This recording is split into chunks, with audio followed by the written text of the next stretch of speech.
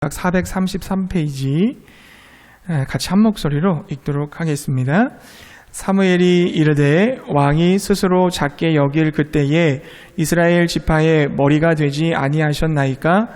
여호와께서 왕에게 기름을 부어 이스라엘 왕을 삼으시고 또 여호와께서 왕을 길로 보내시며 이르시기를 가서 죄인 아말렉 사람을 진멸하되 다 없어지기까지 치라 하셨거늘 어찌하여 왕이 여호와의 목소리를 청종하지 아니하고 탈취하기에만 급하여 여호와께서 악하게 여기시는 일을 행하였나이까? 사울이 사무엘에게 이르되 나는 실로 여호와의 목소리를 청종하여 여호와께서 보내신 길로 가서 아말렉 왕 아각을 끌고 왔고 아말렉 사람들을 진멸하였으나 다만 백성이 그 마땅히 멸할 것 중에서 가장 좋은 것으로 길갈에서 당신의 하나님 여호와께 제사하려고 양과 소를 끌어왔나이다 하는지라. 사무엘이 이르되 여호와께서 번제와 다른 제사를 그의 목소리를 청종하는 것을 좋아하심같이 좋아하시겠나이까? 순종이 제사보다 낫고 듣는 것이 수량의 기름보다 나으니 이는 거역하는 것은 점치는 죄와 같고 완고한 것은 사신 우상에게 절하는 죄와 같음이라. 왕이 여호와의 말씀을 버렸으므로 여호와께서도 왕을 버려 왕이 되지 못하게 하셨나이다 하니. 아멘. 할렐루야. 무더위 여러분 건강히 잘 지내고 계시나요? 또 2021년 또 도쿄올림픽 때문에 여러분 또 열심히 응원하고 계신 줄 압니다. 하나님의 은혜 속에서 건강 지키시고 또 우리 하나님께서 우리나라를 또 보호해 주시기를 바랍니다. 코로나 속에서도 항상 지켜주실 줄로 믿습니다. 오늘 말씀은 하나님을 버린 사울 왕이라는 제목으로 함께 은혜 나누기 원합니다. 사울은 이스라엘의 초대 왕입니다. 다시 말해서 이 사울 때부터 이스라엘의 왕정 정치가 시작된 것입니다. 그런데 그가 다스리는 이스라엘은 참으로 불행했습니다. 사울은 하나님의 제사장들을 칼로 죽이고 자기 사위인 다윗을 죽일 생각으로 혈안이 되어 있는 사람이었습니다. 살인 충동에 사로잡혀 살다 보니까 그 나라가 안정이 되겠습니까? 반면에 이스라엘의 두 번째 왕인 다윗은 어떻습니까? 똑같은 나라, 똑같은 백성, 똑같은 왕의 자리인데도 다윗으로 왕이 바뀌니까 나라가 굉장히 평안해졌습니다. 정적들을 용서하고 자기 편으로 끌어안았던 다윗이었기 때문에 다윗 시대는 분열이 없었습니다. 이스라엘 역사상 가장 큰 영토를 얻게 되어졌고요. 굉장히 풍요로운 시대가 바로 다윗 왕이 다스렸던 그 시대였습니다. 사울과 다윗이 이처럼 극명한 대조를 보이고 있는 까닭은 뭘까요? 그 이유를 23절 말씀에서 찾아볼 수가 있겠어요. 23절 말씀을 보게 되면 여호와께서 왕을 버려 왕이 되지 못하게 하셨나이다 이렇게 기록을 하고 있습니다. 이게 무슨 뜻일까요? 하나님께서 사울을 이스라엘의 왕으로 쓰실 수 없었다는 것입니다. 이제 내가 저 사울하고는 함께 일할 수 없다 이렇게 말씀하신 것입니다. 조금 성경대로 좀 강하게 얘기하면 하나님께서 사울을 버리셨다고 표현하셨습니다. 그러니까 하나님께서는 사울을 버리시고 다윗과 함께 하신 것이죠. 사울은 하나님께 쓰임받지 못했지만 다윗은 하나님께 쓰임을 받을 수가 있었습니다. 아니, 하나님이 좀 너무하신 거 아닙니까? 사랑의 하나님이 어떻게 사람을 버릴 수가 있습니까? 좀 부족하고 연약하다 할지라도 고쳐서 훈련을 해서 써주셔야죠. 어떻게 사람을 버릴 수가 있습니까? 이렇게 반문하실 수 있을 겁니다. 그런데 여러분 좀 주목해 보시기 바랍니다. 하나님께서 사울을 버리신 이유가 나오잖아요. 23절을 보게 되면요. 23절에 이렇게 돼 있죠. 왕이 여호와의 말씀을 버렸으므로 여호와께서 왕을 버려 이렇게 돼 있습니다. 자, 하나님이 사울을 버리기 전에 누가 먼저 하나님을 버렸다고 그랬어요? 사울이 하나님을 버렸습니다. 여기서는 하나님의 말씀을 버렸다고 그랬거든요. 하나님의 말씀을 버리는 것이 곧 하나님을 버리는 것입니다. 26절 말씀에도 동일하게 기록이 되어 있어요. 26절 보게 되면 이는 왕이 여호와의 말씀을 버렸으므로 여호와께서 왕을 버려, 이렇게 되어 있습니다. 자, 사울은 하나님의 말씀을 버린 거예요. 하나님의 말씀을 버렸다는 것은 곧 하나님을 버렸다는 걸 말하는 겁니다. 그러므로 사울이 버림받은 책임을 하나님께 돌릴 수는 없습니다. 하나님께 돌릴 것이 아니라 하나님께 버림받은 이유는 사울의 책임에 있다는 것이죠. 하나님은 사울을 버리시지 않았지만 사울이 하나님을 버린 것입니다. 마치 물을 떠난 물고기는 살 수 없는 것처럼 바위 위에 계란을 치면 바위가 계란을 깨트린 게 아니에요. 계란이 깨진 거지. 물고기가 물을 떠나면 물고기는 당연히 죽을 수밖에 없어요. 하나님을 우리가 떠나면 우리는 하나님으로부터 분리됐기 때문에 죽을 수밖에 없는 그런 운명에 놓이게 되는 겁니다. 그렇다면 사울이 하나님의 말씀을 버렸다는 것, 사울이 하나님을 버렸다는 것은 구체적으로 뭘 뜻하는 것일까요? 본문 말씀에서 한 2가지 정도만 살펴보기를 원합니다. 자, 첫째로 하나님의 말씀에 불순종했다는 겁니다. 하나님의 말씀을 버렸다. 하나님을 버렸다는 의미는 하나님의 말씀에 불순종했다는 것입니다. 사울은 하나님의 말씀에 불순종했습니다. 자, 하나님께서 사울에게 무엇을 순종하라고 하셨나요? 2절부터 3절을 보게 되면요, 2절과 3절에 보니까 같이 한번 읽어볼까요? 2절과 3절, 15장 2절 3절 함께 읽어보겠습니다. 만군의 여호와께서 이같이 말씀하시기를 아말렉이 이스라엘에게 행한 일 곧 애굽에서 나올 때에 길에서 대적한 일로 내가 그들을 벌하노니 지금 가서 아말렉을 쳐서 그들의 모든 소유를 남기지 말고 진멸하되 남녀와 소아와 젖 먹는 아이와 우양과 낙타와 나귀를 죽이라 하셨나이다 하니. 아멘. 하나님께서는 사울에게 아말렉과의 전투를 지시하시면서 그 전투에서 아말렉 사람들을 다 진멸하라라고 명령하셨습니다. 모두 파괴시키고 양이나 소나 사람이나 생명 하나도 남겨두지 말라고 하셨어요. 왜 이렇게 명령하셨냐면 이스라엘 백성들이 출애굽을 할 때 아말렉 사람들이 뒤에서 이스라엘 백성들을 공격했습니다. 그래서 하나님은 아말렉을 심판하시겠다고 말씀하셨죠. 거의 한 400년이 지났어요. 400년이 지났는데도 하나님은 그 심판을 지금 실행하시는 겁니다. 아마 하나님께서 아말렉에게 회개의 기회를 주셨겠죠. 근데 그 기회 동안 아말렉은 변화되는 것이 없고 계속해서 그 죄 가운데 머물렀기 때문에 하나님께서는 끝까지 교만하여 이스라엘을 대적했던 그 민족을 심판에 이르게 한 것입니다. 즉 진멸하려고 하신 거죠. 그러나 사울은 하나님이 진멸하라고 명하신 말씀 앞에 불순종했습니다.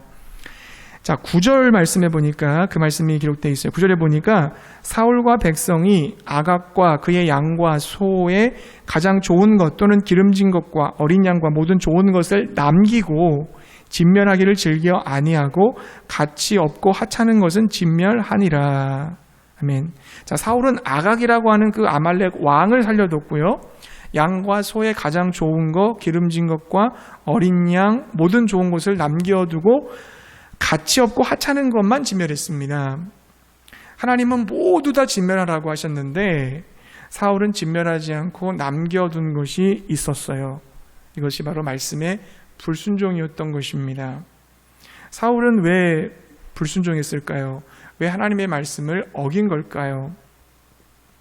사울이 남겨놓은 것들을 보면 특징이 있죠.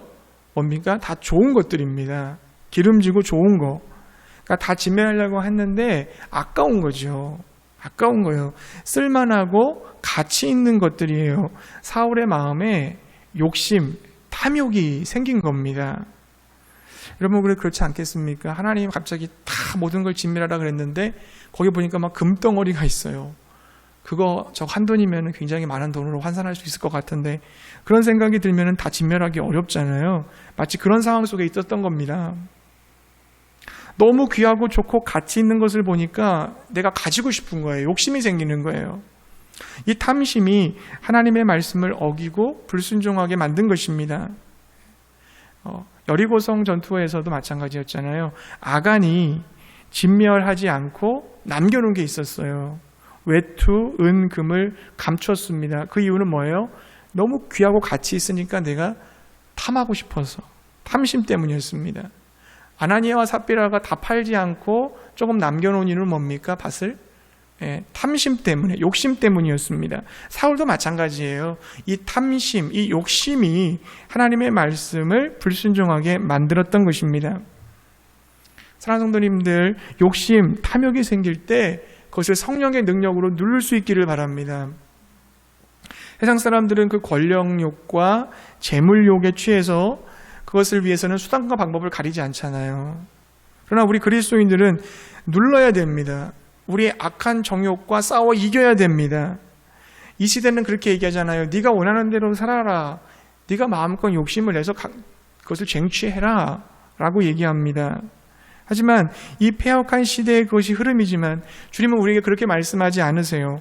탐욕, 탐심을 멀리하라고 말씀하십니다. 누가복음 12장 15절 이렇게 기록하죠.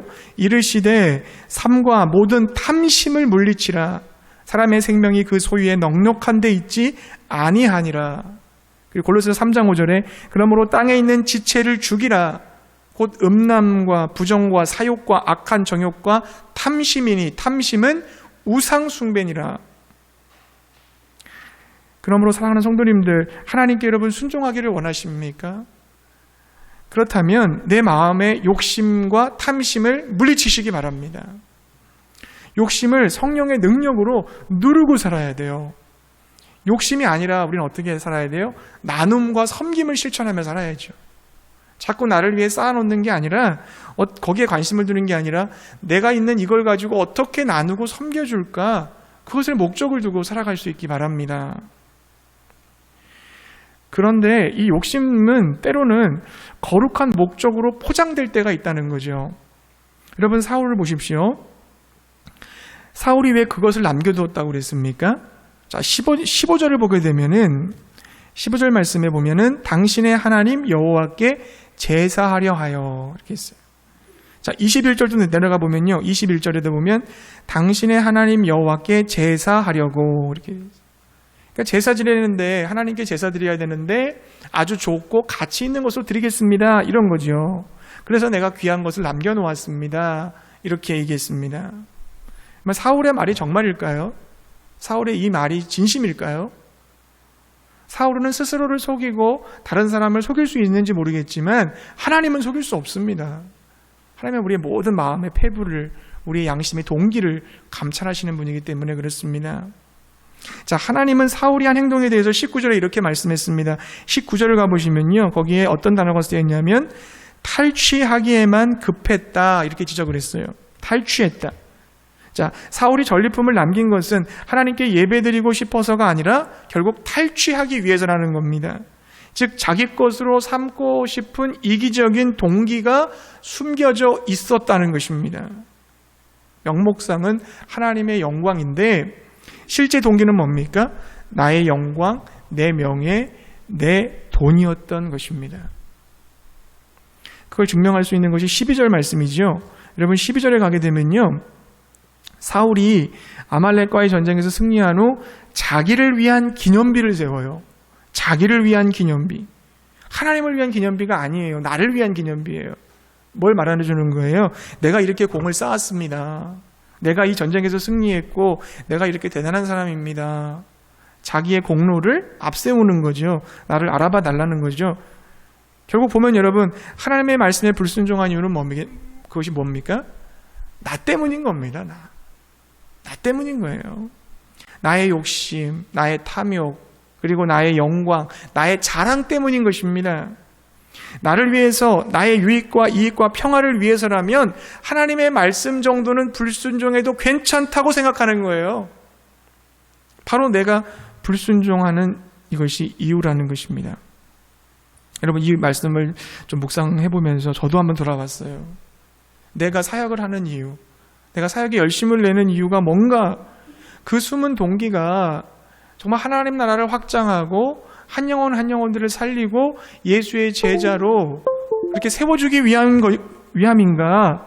아니면 내가 담임 목사로서 이 교회를 부흥시켰다고 하는 어떤 영광과 명예, 좀 자랑을 얻기 위함인 건가?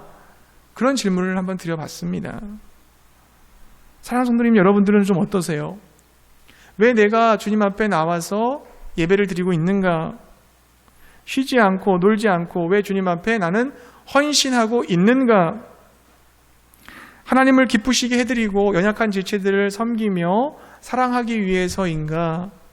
아니면 교회에서 내가 이런 일들을 통해서 좀 인정을 받고 또 직분도 얻고 또 내가 복도 많이 받아서 세상에서 잘 먹고 잘 살기 위함인가?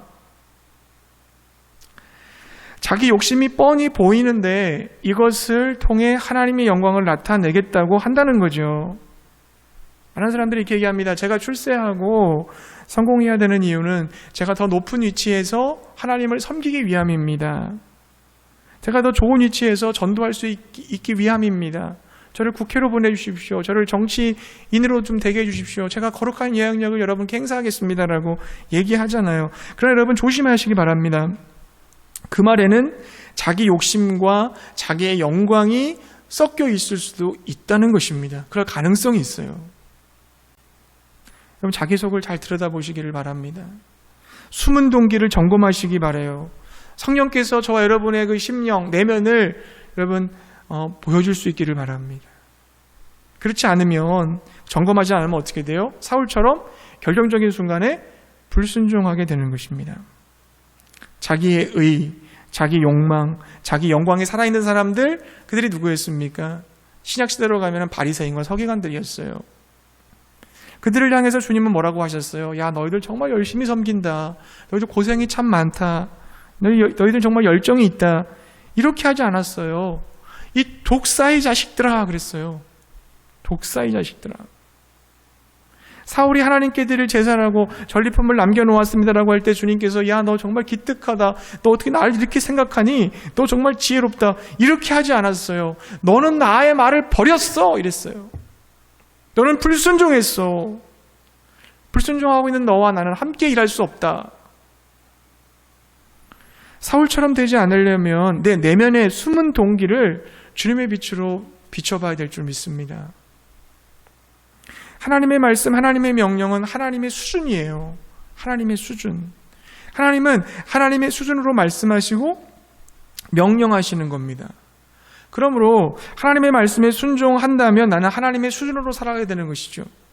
하지만 하나님의 말씀에 불순종하면 어떻게 되는 겁니까? 하나님의 수준이 아니라 내 수준으로 살겠다는 겁니다. 내 수준으로 살면 그래도 괜찮겠지만 어둠의 권세, 사단 마귀는 우리의 그 욕심과 탐욕을 계속 부추겨서 마귀의 수준으로 살아가게끔 우리를 떨어뜨리죠. 전락시키죠, 우리를. 하나님의 말씀에 대한 불순종이 하나님 수준이 아니라 내 수준, 저급한 수준, 그리고 더 저급한 마귀 수준으로 떨어질 때 그 삶이 얼마나 불행하고 고통스럽겠습니까? 그러므로 사랑하는 성도님들, 내 욕심을 버리십시오. 내 탐심을 누르시기 바랍니다. 내 이익, 내 영광, 내 자랑, 내 의로움, 나를 좀 알아달라는 이 나 중심성의 삶을 벗어버리기 바랍니다. 나보다는 어떻게 해야 돼요? 하나님의 은혜의 크심을 바라보세요. 내가 주님 앞에 행했던 이 모든 일들보다 하나님이 나에게 베풀어 주신 은혜를 생각하면 우리는 주님 앞에 공로의식을 내세울 수 있을까요? 하나님의 크신 은혜를 감사하고 찬양하는 것, 그것이 바로 하나님 나라 아니겠습니까?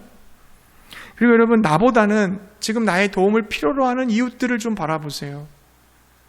더 힘들고 어려워하는 이웃들을 여러분 바라보시기 바라요. 그때 우리는 하나님의 나라를 위하여, 하나님의 영광을 위하여, 사랑하는 형제와 자매들을 위하여 살게 될 줄로 믿습니다.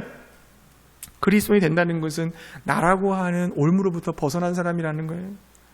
나의 죄와 나의 상처와 나의 가치관에서 벗어나서 하나님 나라의 눈을 가지고 영혼을 사랑하며 살겠다고 바뀐 사람을 말하는 거잖아요.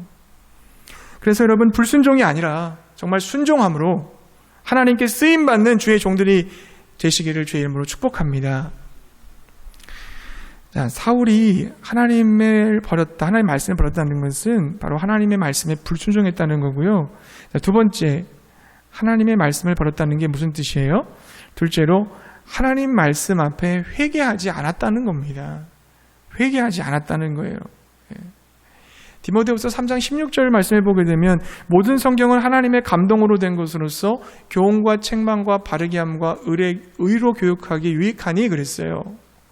자, 하나님 말씀은 우리에게 바른 교훈을 주기도 하지만 의로 교육하기도 하지만 때로는 책망도 하시는 거죠. 그래서 바르게 만들어주는 것, 잘못된 것을 고치기도 하는 것입니다. 때로 말씀이 나의 죄를 지적할 때가 있어요. 소위 말해서 찔린다고 하잖아요.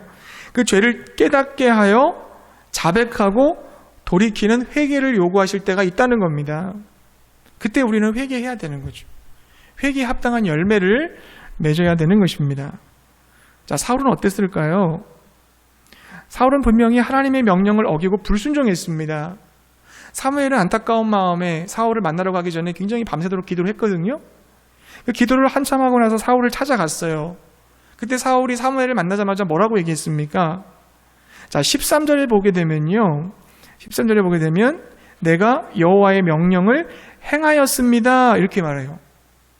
불순종하고 나서도 모르는 거예요. 자기가 불순종했는지조차 모르는 거예요. 그래서 나는 순종했습니다. 이렇게 당당하게 말을 했어요. 자신의 죄를 깨닫지 못하죠. 자, 죄를 깨닫지 못하기 때문에 사무엘이 뭐라고 그랬습니까? 양과 소의 소리가 들린다, 지금. 그러자 사울이 뭐라고 얘기합니까? 15절이죠. 15절 보니까 뭐라고 되어 있습니까? 사울이 이르되 그것은 무리가 주어가 무리가요. 무리가 아말렉 사람에게서 끌어온 것인데 백성이 당신의 하나님 여호와께 제사하려 하여 양들과 소들 중에서 가장 좋은 것을 남김이요. 그 외의 것은 진멸하였는지라. 자, 여러분, 소와 양을 누가 끌고 왔다고 그랬어요? 무리가 끌고 왔다. 자, 백성이 하나님께 제사하려고 남겨놨던 거다.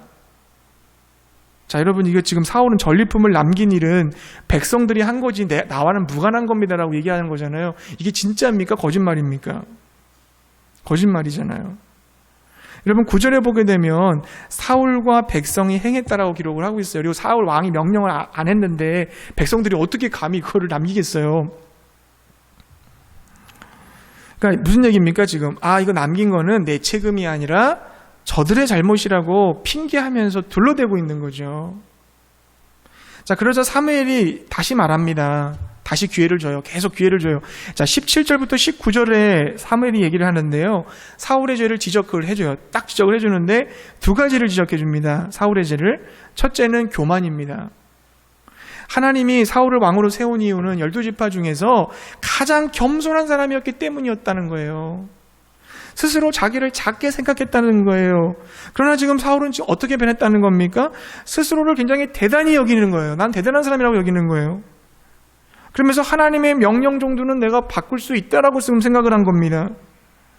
하나님의 명령을 무시하고 오직 자기의 명성을 높이기 위해서 탈취물들을 자기 욕심으로 채우려고 했던 거죠. 이렇게 자기가 자꾸 커지니까 이게 교만이거든요.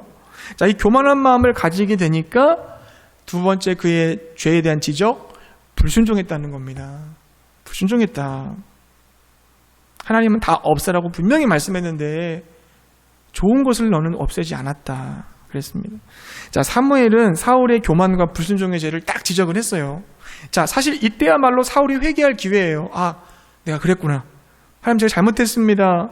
사무엘 선지자여 잘못했습니다. 용서해 주십시오 라고 하는 것이 정답이잖아요. 그것이 옳잖아요. 그러나 여러분, 20절과 21절 말씀에 한번 가보겠습니다. 사울이 뭐라고 얘기하는지. 자, 20절과 21절 한번 읽어보겠습니다. 20절, 21절 같이 읽겠습니다. 사울이 사무엘에게 이르되 나는 실로 여호와의 목소리를 청종하여 여호와께서 보내신 길로 가서 아말렉 왕 아각을 끌어왔고 아말렉 사람들을 진멸하였으나 다만 백성이 그 마땅히 멸할 것 중에서 가장 좋은 것으로 길갈에서 당신의 하나님 여호와께 제사하려고 양과 소를 끌어왔나이다 하는지라. 아멘. 사울은 끝까지 순종했다고 얘기합니다. 끝까지 난 순종했습니다. 그리고 이거 끌고 온 사람은 누가 끌고 왔다고 그래요? 또 계속 백성이 끌고 왔다고 그래요. 백성들이 하나님께 제사하려고 양가소 끌고 왔다는 거예요. 여전히 백성들에게 책임전가 핑계대고 둘러대고 회개하지 않는 모습입니다. 자, 결국 못 깨달으니까 사무엘이 불같은 호령이 떨어져요. 22절부터 23절이에요. 사무엘이 이르되 여호와께서 번제와 다른 제사를 그의 목소리 청종하는 것을 좋아함같이 좋아하시겠나이까. 순종이 제사보다 낫고 듣는 것이 수장의 기름보다 나으니 이는 거역하는 것은 점치는 죄와 같고 완고한 것은 사신 우상에게 절하는 죄와 같음이라. 왕이 여호와의 말씀을 버렸으므로 여호와께서도 왕을 버려 왕이 되지 못하게 하셨나이다. 하나님께서 원하시는 것은 제사와 같은 종교의 형식이 아니라 종교의 내용인 순종이라는 거죠. 우리가 하나님 앞에 나와서 제사 지내지만 하나님께서 원하시는 건 정말 뭡니까? 순종이죠. 순종하지 않고 제사만 지낸다면 여러분 하나님은 그거 무시하는 거 아닙니까? 하나님을 멸시하는 거 아닙니까? 망홀히 여기는 거 아니에요? 순종하지 않는 것은 점치는 죄라고 그랬어요. 우상에게 절하는 것과 똑같다고 그랬습니다. 사무엘인 사울이 불순종으로 인하여 하나님께 네가 하나님을 버렸다라고 지금 얘기하고 있는 거예요. 아직 늦지 않았습니다.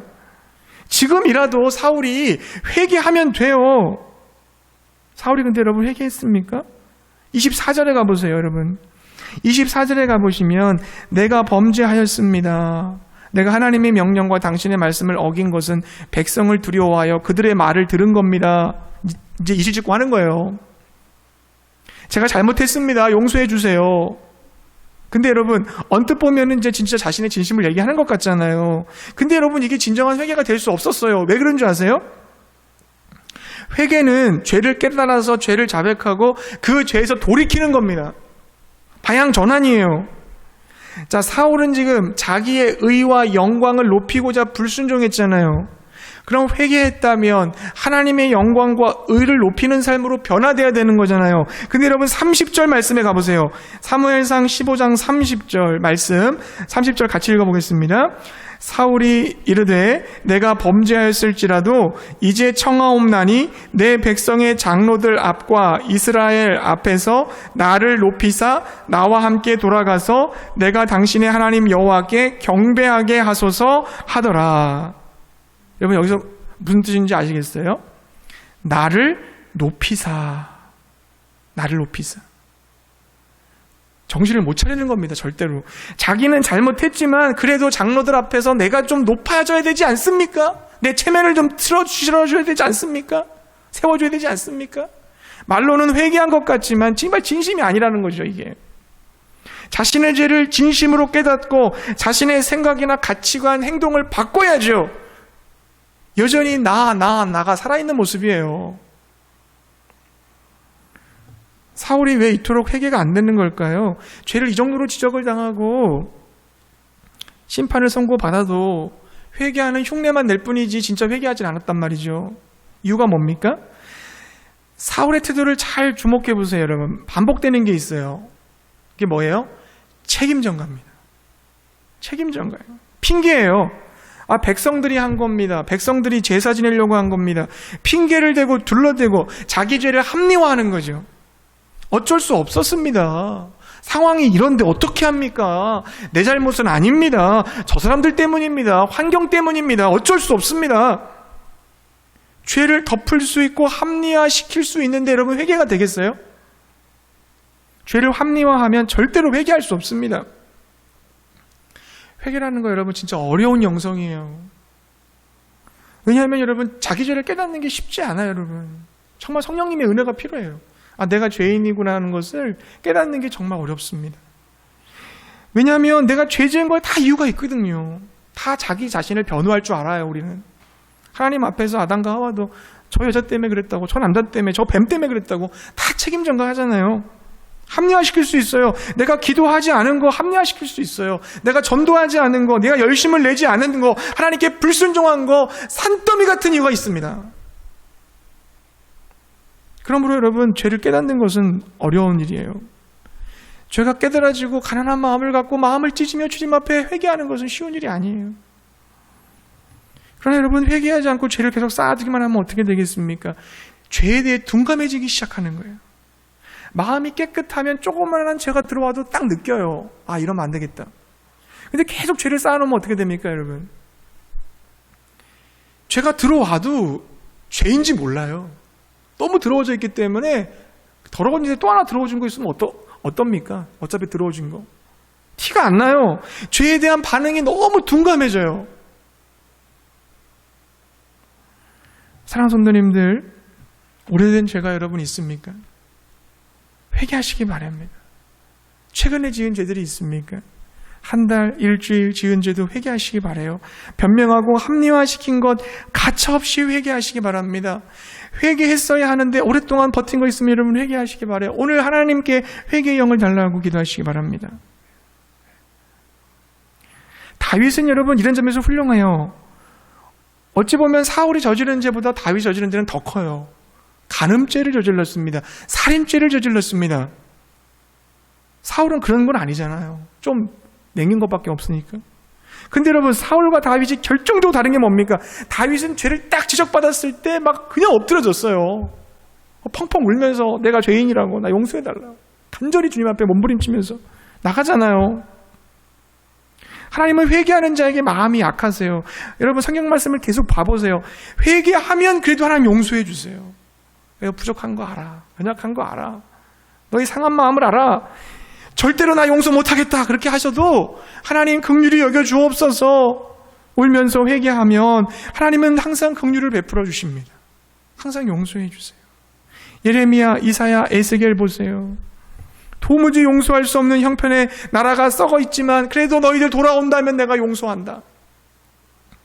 모세 때 이스라엘 백성 그렇게 말 안 듣고 방황했지만 모세가 저들 멸망시키면 안 됩니다 기도하니까 하나님이 용서해 준다. 몇 번을 용서해 줬습니까?